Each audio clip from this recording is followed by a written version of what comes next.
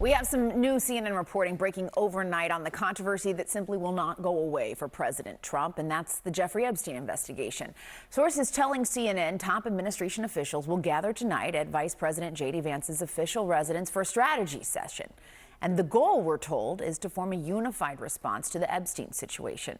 Now expected to attend the dinner with the Vice President, White House Chief of Staff Susie Wiles, Attorney General Pam Bondi, FBI Director Kash Patel, and Deputy Attorney General Todd Blanche. Now, you'll remember Blanche held a lengthy interview last month with Epstein accomplice Ghislaine Maxwell, who was convicted to conspiring with Epstein to sexually abuse minors. We now know there are audio recordings and a transcript of that interview, and the Justice Department is weighing whether to release those materials. Let's bring in CNN's Elena Trine at the White House this morning. Elena, this is your reporting. What more are you learning about tonight's strategy session? Yeah, I mean, this is really interesting, that the fact that the vice president is going to be hosting these top Trump administration officials, really the ones who have been the leaders in kind of handling the administration's, entire handling of this Epstein case, that they'll be meeting tonight at the vice president's residence. I'm just going to walk through who's going to be there again. So White House Chief of Staff Susie Wiles, of course, the vice president, who is the one hosting this dinner, Attorney General Pam Bondi, FBI Director Kash Patel, and Deputy Attorney General Todd Blanche. And as you mentioned, Jessica, it's not just about strategizing over, what is going to come, the administration's posture on all of this, but also trying to present a united front, because we have seen some divisions within the Trump administration and between really the White House and the Justice Department as well on how all of this has been handled. Now, this meeting comes, as we broke yesterday as well, that we know that there was an audio recording made when Blanche went to Florida to sit down and interview Ghislaine Maxwell, of course, a Jeffrey Epstein associate, someone who's been convicted for sex trafficking and other crimes related to him. He interviewed her for more than 10 hours, I'm told. And now the Trump administration, and specifically the Justice Department, is going through digitizing that audio, transcribing it, redacting portions of it. And there's really a question of if, and more so when, they will release that publicly. When I talked to some officials here at the White House, they said that it could be as early as this week that they publish that information. Now, all of this as well is coming as we're hearing that behind the scenes there have been some conversations, these officials tell me more preliminary, about having Blanche do a press conference or even appear for a high-profile interview, including possibly with Joe Rogan. Again, they say that that is not decided. These discussions have been preliminary, but some of the background, again, is we're seeing kind of the messaging and the strategy over Epstein come into light, particularly at a time when we know that the administration had been very quiet and kind of struggling with how they wanted to move forward with all of this. And I also think one just thing to point out as well about some of these discussions is that they are kind of twofold. There have been people here within the White House who have said, a lot of the Epstein coverage has died down. The story is kind of quiet right now. Why bring this back up and resurface it at a time when they're more successfully kind of avoiding it? But then there's a lot of people as well who believe that this is an opportunity to retake the narrative here, control of that, and also try to control the optics more. So, stay tuned for whatever decision they make, but there'll be a lot of this discussed this evening when they gather at the vice president's residence. Yeah, it will certainly be interesting to see what comes out of that. Elena Trine at the White House, thank you so much. Tonight, Vice President Vance will host key members of the administration to discuss whether or not to release the tapes of Jeffrey Epstein's co-conspirator, Ghislaine Maxwell's interview last month. The Attorney General, FBI Director, and others will attend.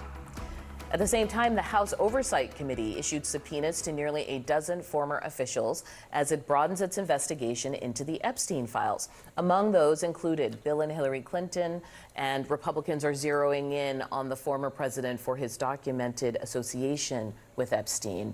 In a subpoena to Mrs. Clinton, Republicans cited her hiring of Ghislaine Maxwell's nephew in her 2008 presidential campaign.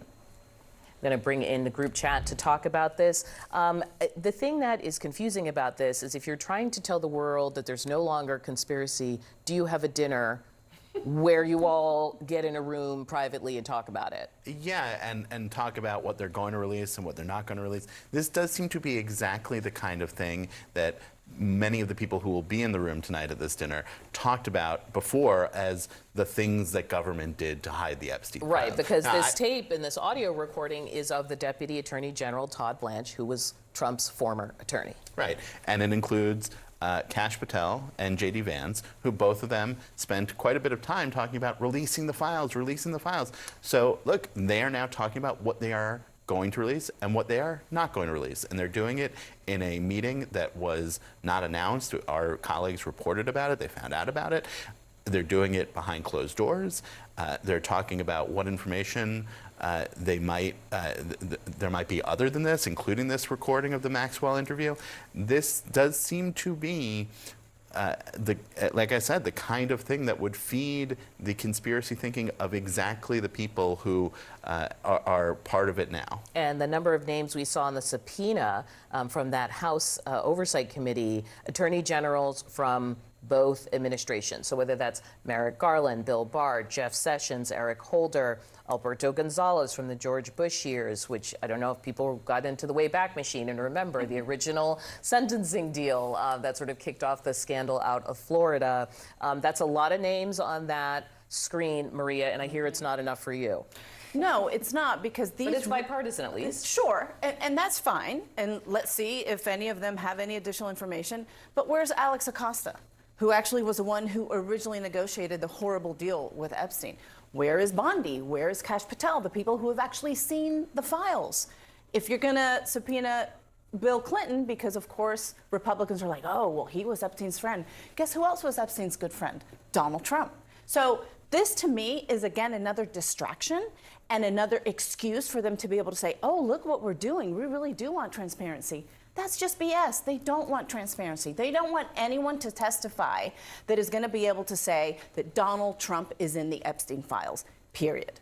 With me now, former senior advisor for the Trump-Vance campaign, Brian Lanza, and senior advisor of our Republican Legacy Initiative, Rena Shah. Welcome to you both. Rena, you're up first. This meeting that's happening at the vice president's residence, and we've gone through the list of the attendees there. There's maybe going to be a press conference, interview on Joe Rogan with Todd Blanche is being discussed. What do you think? Does this quell the criticism from MAGA world? Absolutely not. Just to be very frank about where we're at in this timeline, fresh subpoenas, victim statements, and a deepening political divide between the American public and this White House. Something like 90% of Americans, if you're looking at any polling on this, want these files released. That includes 83% of Republicans. How this chorus doesn't continue to get louder, I don't know. And it's all about what's at the core of the matter here. And this fallout really has stemmed from the Trump administration's real crazy reversal on releasing these so-called files, right? This was about them saying, we want transparency, we want accountability on the campaign trail. But hey, when you're sitting there in a position to do it, what's with the silence? What's with the I don't know? And what's with sort of the slow pace to get to a solution? I say this is about victim-centered justice over political gamesmanship. In recent weeks, I've heard Trump talk about wanting to protect innocence. He has a chance to do that right now. Victims aren't pawns in a political chess game, Victor. They're just not. They're the reason we fight for sunlight, and that's why we try to ensure in this country no one is above the law. Brian, I was going to ask you a question. I'm just watching your facial expression as you're listening to this. What are you thinking? Listen, I think we're going into 6 weeks about this. I think the MAGA base probably cared about it up until week number 2. And then by week number 3, the MAGA base sort of moved on. My phones were blowing up the first 2 weeks saying, what's going to happen? How can the president do this?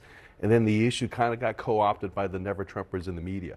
And that sort of turned off the MAGA base to actually caring about this as much. Now, the administration has a problem. They've made commitments. There's a calendar. There's going to be a timeline of information that has to come out. That's what I suspect the meeting is at the vice president's office, is you have to talk about timeline.